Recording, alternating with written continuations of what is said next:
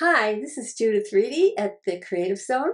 It's winter and we're going to be painting our October snow painting now because we're starting our winter series. And today we're going to be creating our palette, all about mixing the colors to match the values, and then we're going to start and maybe even finish our painting. So I hope you can join us. Please, I really think if you missed the underpainting, the previous session, take a look at that. I think that'll help explain a lot of my process and why I work the way I do, um, and how it can be so helpful when you're starting to mix your colors.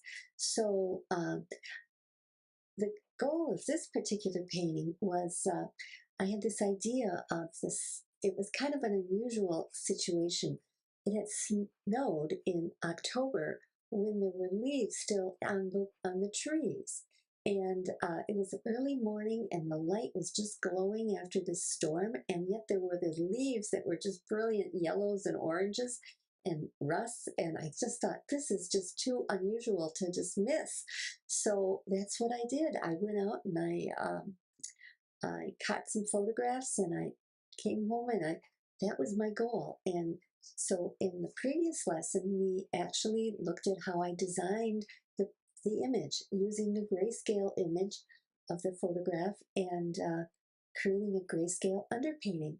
And today we're going to take that grayscale underpainting, and with that in mind, we're going to be building the color palette, and then we're going to take that color palette we've made, put it in and get it ready to paint our painting all today. So I think you're going to like this. Um, so let's begin right away. And please, um, I just want to suggest to you that you like and follow. And if you're watching me uh, on YouTube, subscribe. If you're following me and liking me on Facebook, go ahead and do that. And also, I may be on YouTube, though it's not a complete image like it is on those other two platforms. So here we go, and I hope you enjoy this today. As you see, I have the 10 numbers for the months of scale, and the three colors I have, there's ultramarine blue, I have candy yellow light,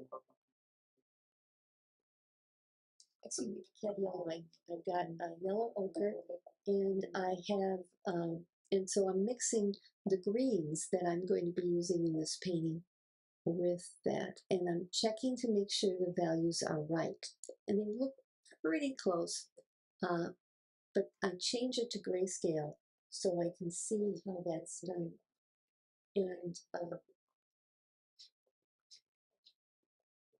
the other color that I had, of course, was white. So I'm just making sure all the values are spot on, and it appears they are. So I'm pretty ready to go ahead and. But I like the idea. This is the Munsell scale. It goes from 1 to 10, 1 being the lightest and darkest, and 10 being the lightest.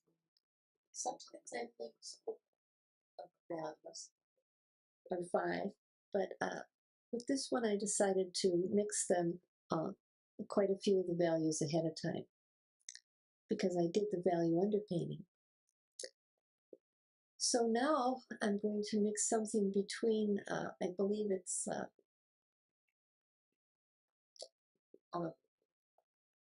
burnt sienna and yellow ochre, and that's going to create all kinds of rust, and well, that's way too light. And so, but this way you can see the way the colors are getting mixed next to each other. And we get the colors and they look pretty interesting. It's pretty interesting how you can get a spot on value by mixing it that way. And sometimes I kind of came to the impression that it was actually closer to number 3 value. And so I'm cleaning it up and starting over a little bit. Because I just thought I just didn't have the values right. And this is how you get your skill. And see, that is much closer to, it's much closer to a 3.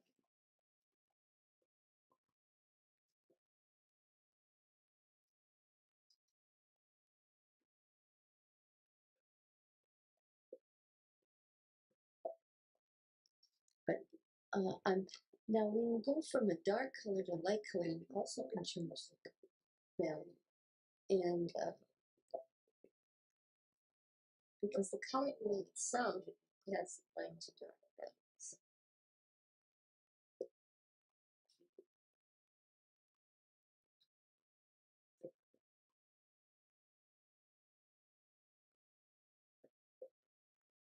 And so you see, I have all those colors mixed up. You can see in the corner. And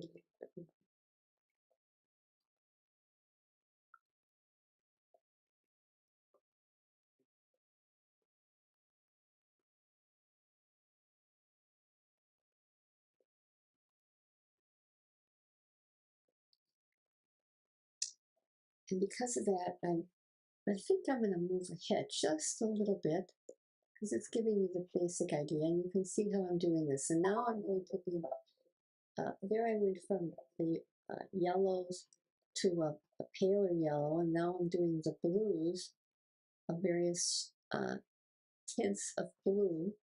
Blue is a very, it's a number 1 value. But when you add these whites, you make it different values.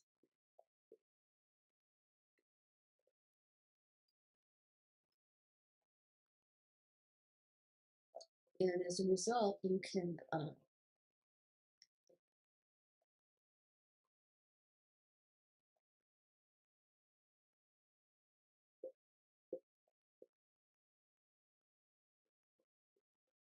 now I do mix these, and I don't, I kind of, mostly I'm doing this to become really attuned to exactly what number it is that I'm using.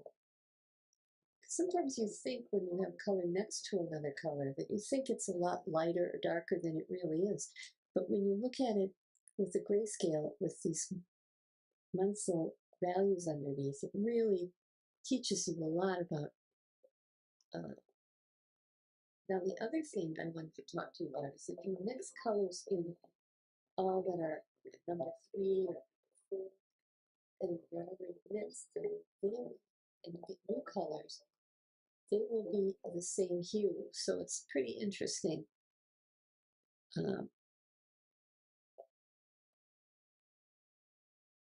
to see how that is done as well.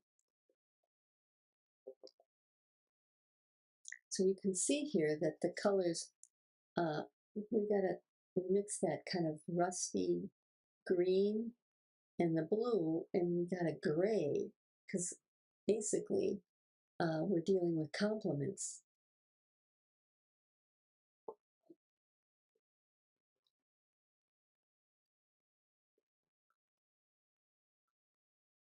And that really helps you see what the colors that you're going to be using in this. So I'm going to move it along a little bit here. There I'm mixing with the birdseed event, and I got some values in between there.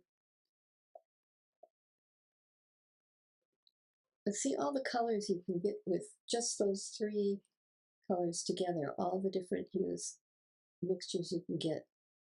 And that creates a naturally harmonious painting.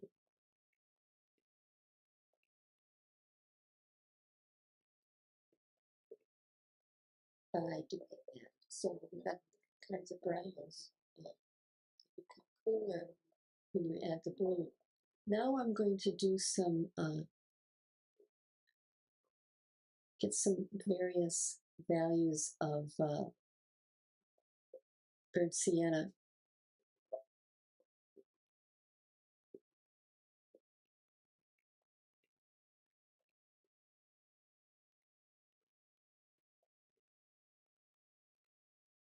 It's pretty, see that's a little too dark, so we're going to have to make it a little lighter. No, it's too light.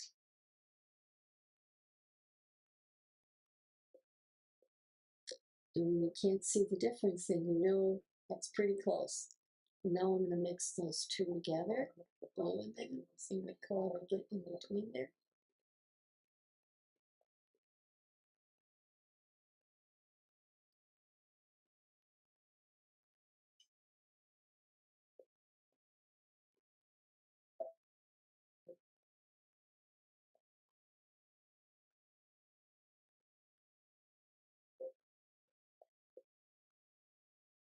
And I think that you'll find that to be sort of, and we're going to go just to the end here. And that's when we mix this orange. So we have all the neat all the colors in the row, mixing them together and seeing the kind of interesting mixtures we get, the tertiary colors. It's really, we got some really a lot of variety here. And I think that you're going to find that no shortage of different colors you can get and how you can neutralize them in the same row.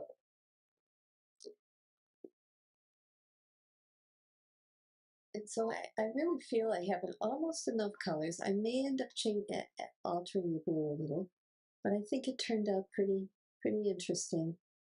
And that's the color I have. So that was how I did it. And I that's how I check myself and check the colors to make sure I have the correct value.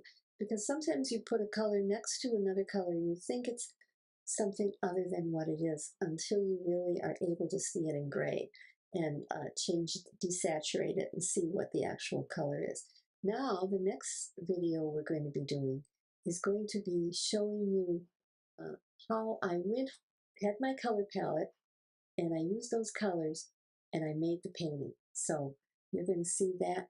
I did change the sky a little bit color and made it a little bit more purple, but you'll see that when we do this today.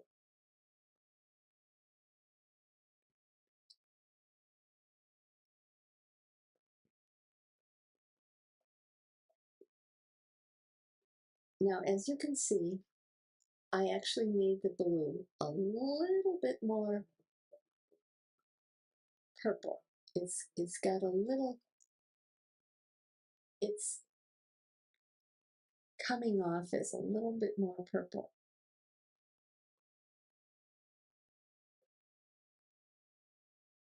It's actually a warm, a cooler blue, and it's coming off as purple.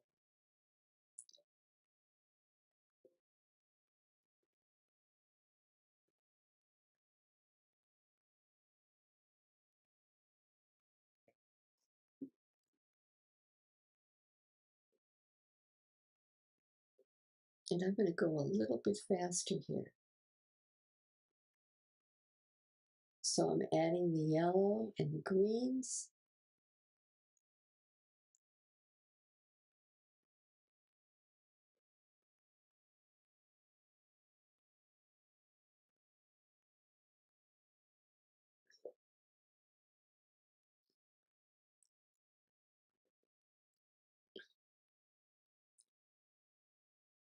Now, I do put in the basic color, but then I like to create variations, and sometimes I might slightly adjust the value, but not completely cover it in flat, because now I'm starting to put the variations in.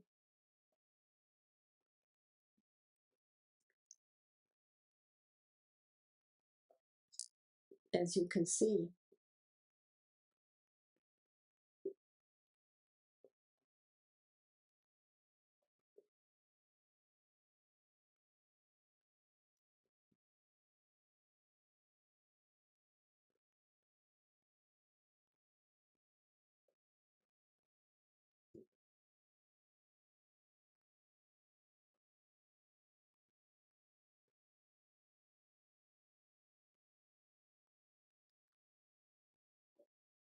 And I have more color variation. This is the fun part because you have these fall leaves with the white and it's in the sky. Yellow complements the kind of bluish, warm purplish blue, uh, purplish blue sky that complements. And so it's a large mass of yellow against a large mass of purple, which creates a vibration. Plus, you have little bits of yellow that are slightly neighboring colors that, because they're neighboring colors and they're right next to each other, they glow. So let's move this up a little bit.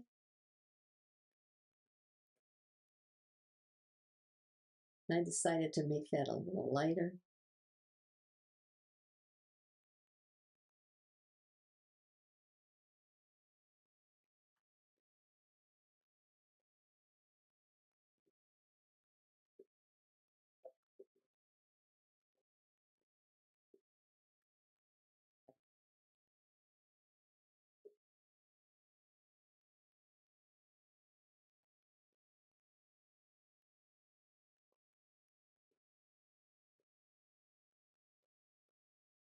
But the green was really just mixed. There's no green, it's just yellow ochre, and that blue, ultramarine blue, and signed it, and there it is. Here's the painting. That's the completed painting.